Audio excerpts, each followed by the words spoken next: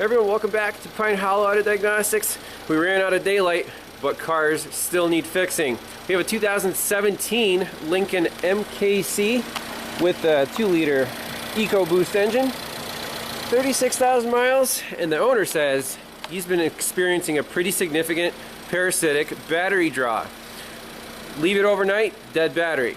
He got a brand new battery, this nice big Valucraft that when I got here, ideally, I said, make sure the battery is fully charged, the keys are away from the car, I want it asleep and the hood open so I can quickly do a draw measurement, in series.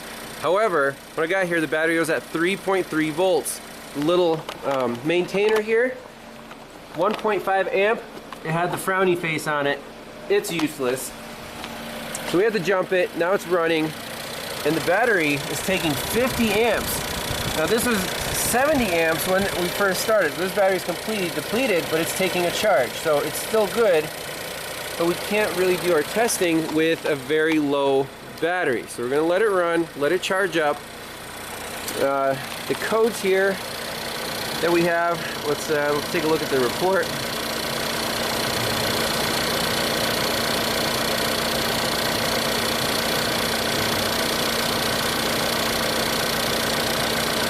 Yep, we show battery voltage, power steering control module, interesting. Communications radio, battery voltage. Again, if the battery's at 3 volts, all these codes don't mean much at the moment. So I'm going to delete all these right now, do a clean slate. We're going to charge the battery as much as we can, as time allows, and then we'll do a quick in-series draw test to see how big this draw is. I'm assuming it's going to be over an amp, because to drain that big battery as brand new in 12 hours is, basically, maybe it's more than 1 amp. So it's going to clear DTCs. This thing has a lot of computers, probably about at least 20. Here's where the THINKTOOL Pro shines, the health report, and all codes clear.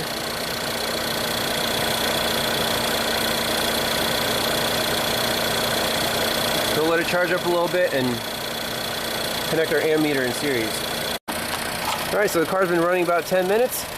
We're at 14.7 volts and 26 amps done to the battery, so it's not fully charged, but I think it's enough to at least do a preliminary test. So we unhook the scanner, we'll shut the car off, hook up our in-series meter and see what the reading is. Alright, so the car is off, it's locked, keys out, key is like far away from the car. With the amp clamp, it's zeroed out. And right now, there's 4.5 amps leaving this battery. That is insane. That is a huge draw. So it started at 5, now it's down to 4.5. Let's see if it gets lower than that. But that's a draw that big shouldn't be that difficult to find. I mean, something's like heating up. We could probably use a thermal camera for something this excessive. But we can, use the amp clamp at least to see if it's going to the fuse box or pull some fuses. That's a huge draw. I don't like that. All right, so we still have about 5 amps here. I think I might get the thermal camera out and see if there's like a fuse heating up here.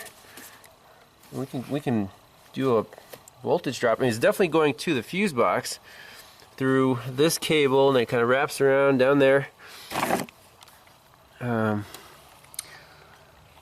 We could take the air box out. I think that's pretty easy to do, just to see which wire it's on. So indeed, we have our 4.5 or almost 5 amp draw going into the fuse box, but there's like 10 wires here. I thought the fuse boxes only had 1 wire. So we can, one by one, basically separate these out and see which wire it's on, and then take a look at a power distribution diagram and kind of trace it that way. Okay, so 3.5 amps on this red wire, and then I think 1.5 amps on this white with a red, and this purple has nothing on it. So now we can look up a diagram and check these ones, and let's make sure that the rest of the bundle has nothing on it. Alright, so power distribution diagrams. Unfortunately, these two mega fuse wires, red and white and red, go to the BCM. Diagram 3 of 9, diagram 9 of 9, or to the direct current direct converter diagram. That's if it has a start-stop system, which probably does. So I guess we have to go to the BCM and see if the current is going there. Alright, so I got this maxi fuse panel off just to verify that we're going for the right fuses. They're all 0 except for the two that we measured current on.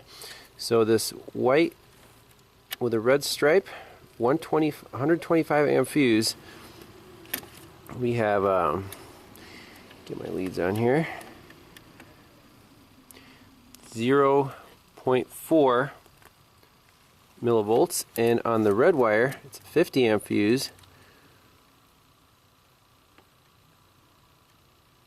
2.0 millivolts. That's huge for a 50 amp fuse. Okay, those are both going to the BCMs. That's where we need to go next. White and red wire right here. We're sure, we have 1.5 amps coming in on that, and then the red wire's in this bundle on this connector, and yes, we do have about 4.5 amps on that connector. So I'm gonna just unhook that.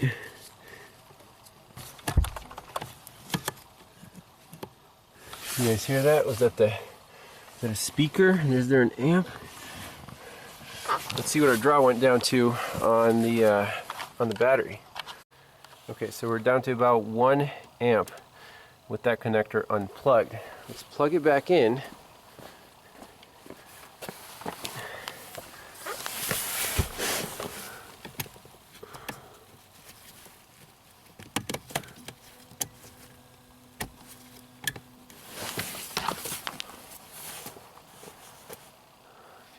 Fancy. Why is the radio on? Let's see. So we'll lower this window. Shut that off.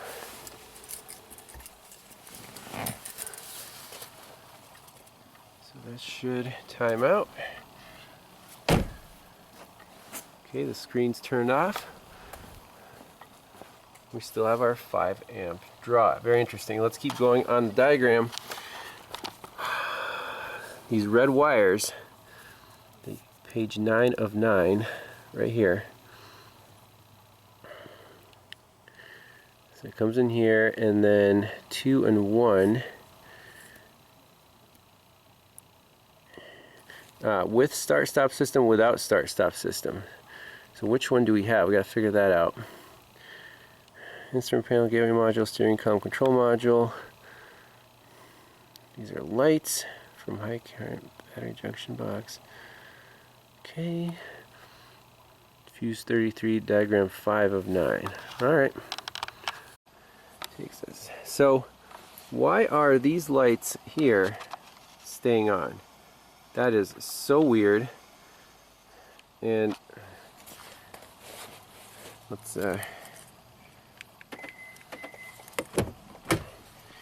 get in here. So this red wire going to the BCM goes to fuse 13, instrument panel, steering gateway module, and then V fuse 33 to diagram 5 of 9. That's over here. Fuse 33 20 amp, 32 10 amp, 12 5 amp. Let's check those 3 fuses. There's the audio module on there, radio transceiver, sync module, front control interface module. So these three fuses, 33, 32, and 12, let's check those with a voltmeter. Alright, I think we're almost there. So these three fuses, all three of them have a voltage drop.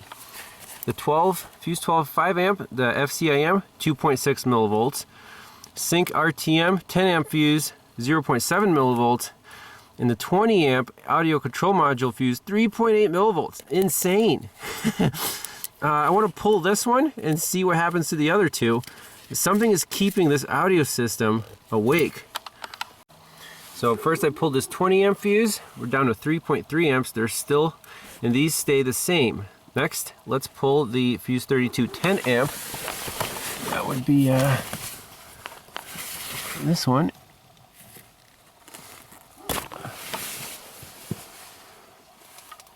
This thing is still illuminated. How crazy is that? Let's see what our draw went down to. Still got 3 amps there. Let's pull the last one. Let me just double check the voltage drop. So we're down to 2.8 amps, looks like. We're still zeroed out. It's still significant. Let's shut the door, see if it'll go to sleep.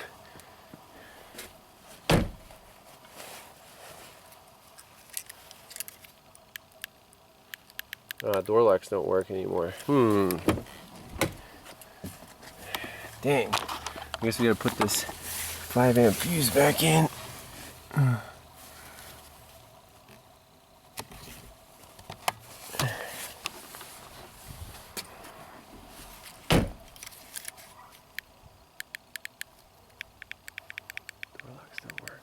Interesting.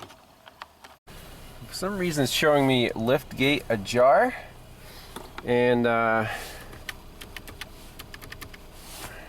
only 2 fuses I pulled were for let's see here, the 20 amp and the 5 amp. The 10 amp, if you don't have that in, you can't start the car. You can't do the door locks. So the 10 amp is radio transceiver module, sync module. That shouldn't really have anything to do with door locks, but who knows. So the 5 amp and the 20 amp are out right now.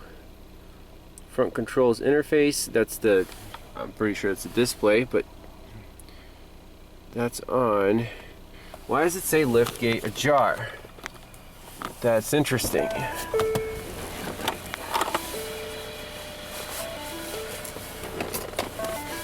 Lift gate ajar.